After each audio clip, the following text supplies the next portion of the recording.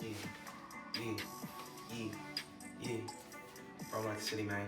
SYNDI'Sports, financial sports savings. January 18th, 2026. It's about 4:30 Indiana, you know what I'm saying, Midwestern shit. I got a whole bunch of picks for us today. NFL wild card for Sunday.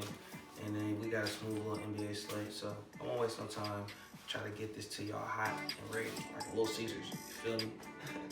First best choice of the day, we're gonna take Matthew Stafford, 2 passing touchdowns. He's number one in the NFL in passing touchdowns.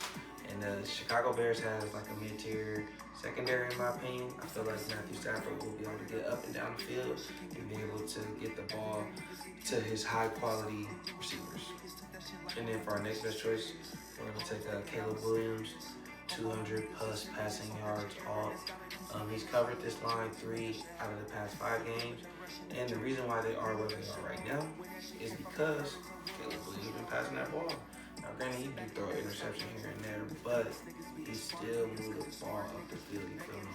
And as long as he can move the ball up the field, and as long as the game remains competitive, he should cover his by like third quarter. The only way it does remain competitive if he moves the ball up and down the field. So Caleb Williams, 200 passing yards off. And then our next best choice for this game is D Swift. We're gonna take D Swift. Apologies. 50 plus rushing yards. He's covered this line 4 out of the past 5 games. And the thing about the Rams defense, they're kind of like not all the way there neither. So I expect him to cover this as long as it remains competitive. And that's another thing too about the Bears. They really depend on the ground game. So to give Caleb Williams the opportunity to create balance in the air, Swift has to move the ball. So 50 rushing yards off. And then we're going to switch to the next game. Texans versus the goddamn Patriots. First best choice of today is Drake May, 200 passing yards off. He's covered this line 3 out of the past 5 games. And even though Texans have the number one defense in the league, Drake May is top 5 in passing yards and passing touchdowns. So I expect him to get to his spots, get his receivers get to their spots, and they can, move the ball up the field in the sake of the organization. And I mean, they are favored to win. So how the fuck else they supposed to win, right? That's what they're favored. Us at FSS, however, we're taking the Texans money line. I say that because offense gets you to the playoffs, but time and time again, defense wins championships, and it keeps proving itself time and time again. And subsequently, since the Texans have the best defense in the NFL, I do believe that Drake may gonna get his yards, but he's not gonna get the touchdowns, bro. I'm telling you, he's not gonna get the touchdowns just because of the team Texans defense so fortified. And then our last best choice for this game is T. Henderson. We're going to take him for 50 rushing yards off. Just because I feel like the Texans are pretty much going to try it's going to be like a chess match, you know what I'm saying?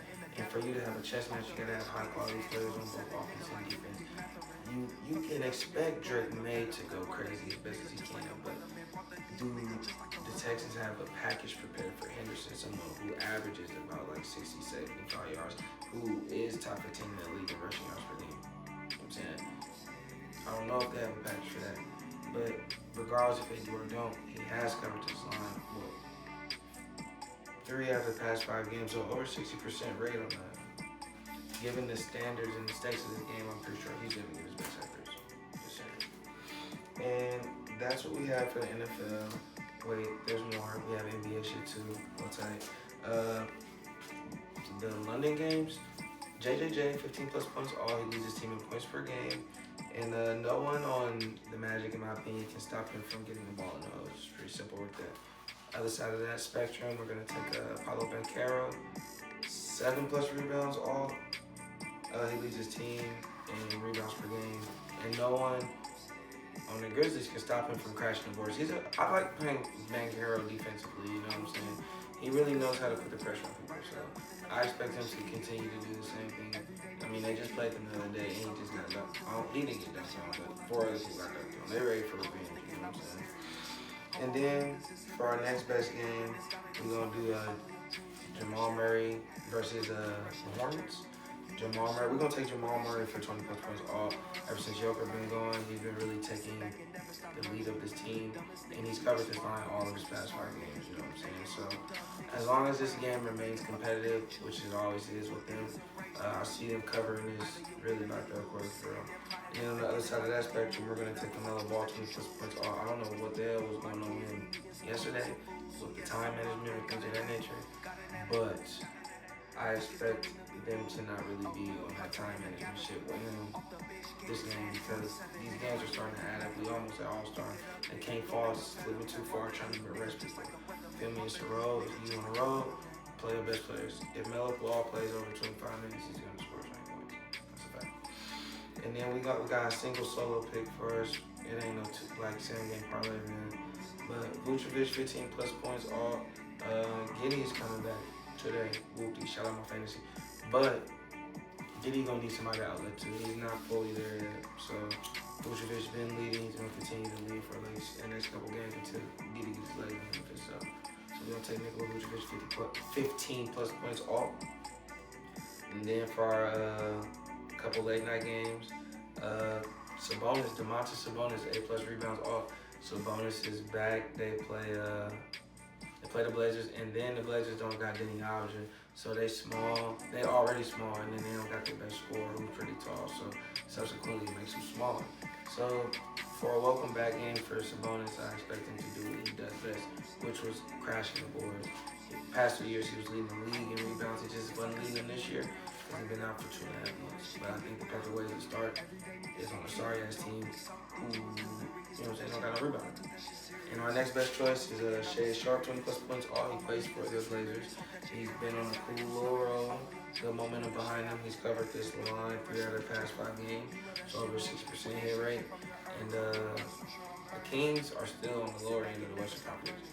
They have defensive struggles all the way through. Regardless of somebody being back, I don't see no small forward at least, that can guard Shea Sharp. So as long as this remains competitive, which I expect, he can cover this line by like third quarter, middle of the fourth at best, you know. And then our last best choice, our first time betting on this, on this man right here. Shout out my guy Brody. Russell Westbrook, 15 plus points off. He's covered this line at a staggering 4 out of the past 5 games played. And he's just really embracing where he at, you know what I'm saying? He's happy, and he's really becoming a threat. As long as this game remains competitive, like I said, he should be able to continue this momentum that he has. And then our last game for today is the Lakers versus the Raptors. Boom. Luka Doncic, 30 plus points off, leads the league in points per game, and he's coming back. He's coming off of like a groin injury, so he's going to be kind of taking it pretty easy to a degree, but he still needs to be out there to be a threat for them. And the Lakers have dropped like 7 or 6 of their last 10 games, so like I say we because I'm a Lakers fan, apologies, but we need to step it up and get some dubs under our belt. And the best way to do it is for our best players to be the best they can be, regardless, you know what I'm saying? And then on the other side of that spectrum, we're going to take Brandon Ingram, 20 plus points off. This is a revenge game for him. Lakers suck him. He hits them. I know he's covered that probably a lower amount of time, but he has a bigger sense of momentum on why he needs to cover this. And on top of that, the Lakers really don't play good defense, bro. I could see B.I. go for 30 for perhaps. But other than that, we got today. Like the city, man, shout out my friends, fam, subscribers. Like, comment, subscribe. Tell me what you like, tell me what you don't like. Rome City. Outro.